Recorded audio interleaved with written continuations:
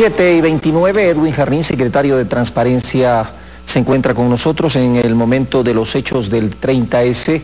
Era ex subsecretario de Gobierno. Edwin, buenos días.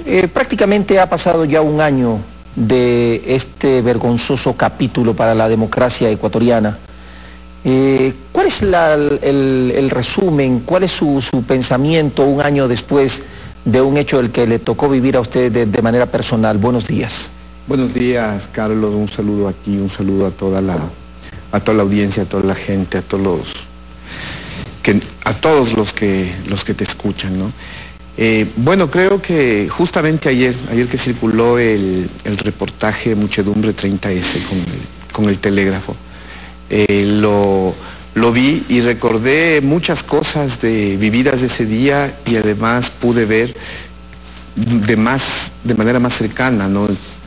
Cosas que no las viví ese día, como fue el haber estado en la plaza, el haber estado en las calles desde el lado civil, que reclamaba y exigía que se respete la democracia, que se respete un proceso político de transformaciones que se viene llevando adelante, ¿no? Yo creo que, haciendo un análisis de eso, a mí me da tristeza de una oposición tan simple, tan sencilla, que solamente en función de hacer politiquería, solamente en función de que se les impidió que usurpen el poder que era su objetivo y que era lo que pretendían ese día, se han ido a cuestiones tan simples como intentar negar lo sucedido. Y no se entiende que lo que sucedió el 30 de septiembre fue una afectación directa no solo a la vida del presidente, fue una afectación directa a la democracia del país y sobre todo a los sueños, esperanzas y accesos a ciertos servicios como salud, como educación, como vivienda, que cientos de miles y millones de ecuatorianos antes no los tenían. Se jugó con los sueños y las esperanzas de mucha gente, ¿no? Entonces creo que ese proceso y ayer recordarlo viendo el reportaje, se me llenaba realmente de tristeza y de lágrimas de haber visto todo el riesgo de la vida que ese día el presidente se la jugó, y varios que pudimos estar ese día ahí, también fue el día en un riesgo permanente de la vida, ¿no? De amenazas permanentes, de acoso permanente, y a seguirles escuchando con la misma retórica del no pasa nada, me da tristeza, me da pena de esa gente, me da pena de que estén ciegos, que su mediocridad les tenga en un nivel tan rastrero. El día de ayer, realmente, un asambleísta del cual no vale la pena ni siquiera mencionar el nombre, lamentaba en la asamblea que los policías no hayan obedecido, decía este señor, se le puede llamar así, que los policías del regimiento Quito no hubieran obedecido la orden del presidente y le hubieran disparado. ¿Qué nivel de política, de oposición se tiene con este tipo de ciudadanos que lamentan, más allá de si se trata o no del presidente de la República, que la policía no asesine a una persona?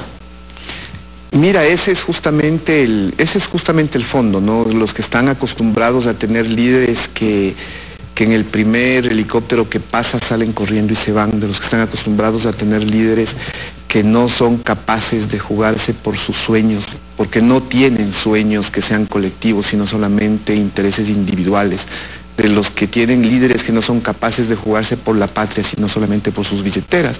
Tienen ese tipo de respuestas, tienen ese tipo de actitudes, ¿no? Los que no han sido capaces de construir en este país nada colectivo, ¿sí?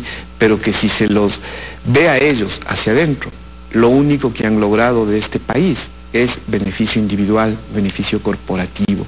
Entonces, esos son los que tienen este tipo de respuestas, ¿no? Este tipo de reflexiones, que era con lo que inicié, reflexiones tan sencillas y tan simples, ¿no? Porque además de ese día existía en el regimiento Quito elementos de la policía realmente negativos, elementos de la policía que no tenían nada que perder, y no tenían nada que perder porque la policía estaba en un proceso de autodepuración, de autolimpiarse, ¿no? Entonces ese día, desde la mañana, ya se planteaba que iban a ir a abrir las cárceles para liberar a sus compañeros policías que estaban detenidos por haber torturado, desaparecido y asesinado extrajudicialmente a personas, ¿no? Entonces la policía estaba en ese proceso de autodepuración, un proceso necesario al interior de la policía, y ellos, los que no tenían nada que perder, sí, son los que tenían este tipo de reflexiones y este tipo de acciones, entonces eran capaces de hacer cualquier cosa. Dos preguntas en una. ¿Cómo entender que en una sonada de este tipo existan asambleístas del Ecuador que aupen este tipo de movimientos, este tipo de ataques a la ciudadanía, que presenten escritos contra el orden constituido, que feliciten a la policía por supuestamente asumir una posición en contra de la democracia, que otros pidan amnistía, que en horas de la tarde golpeen a otros asambleístas, que les impidan ingresar al Palacio Legislativo y no exista ninguna sanción, ni siquiera administrativa, ni un llamado de atención en el Congreso Nacional o en la Asamblea, como se llama ahora? Mira, Carlos, las tomas también que se ven en la Asamblea son dramáticas, ¿no? Tú tienes asambleístas que fueron agredidos, asambleístas que fueron ofendidos, físicamente golpeados el día 30 de septiembre. Días antes se tomaron el recinto de la Asamblea Legislativa. Entonces todo eso te configura el escenario que fueron construyendo poco a poco, ¿no? Entonces esos mismos asambleístas, que me parece de lo más curioso, que años antes sacaban la lista para nombrar una corte de justicia, el 30 de septiembre parados en un patrullero daban discursos, ¿no?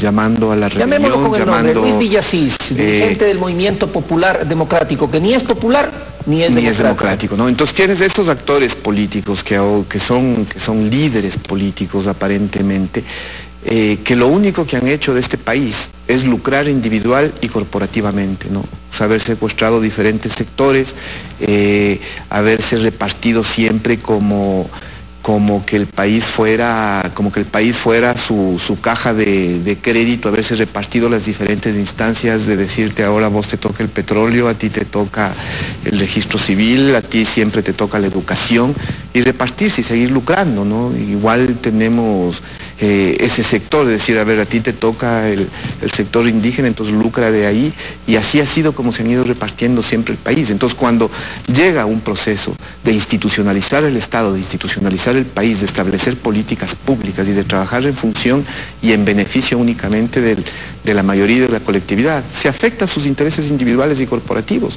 Entonces hay que defenderlos como sea, y si para eso tienen que mentir, si para eso tienen que calumniar, si para eso tienen que asesinar, pues no hay problema, nada les detiene, ¿no? Gracias.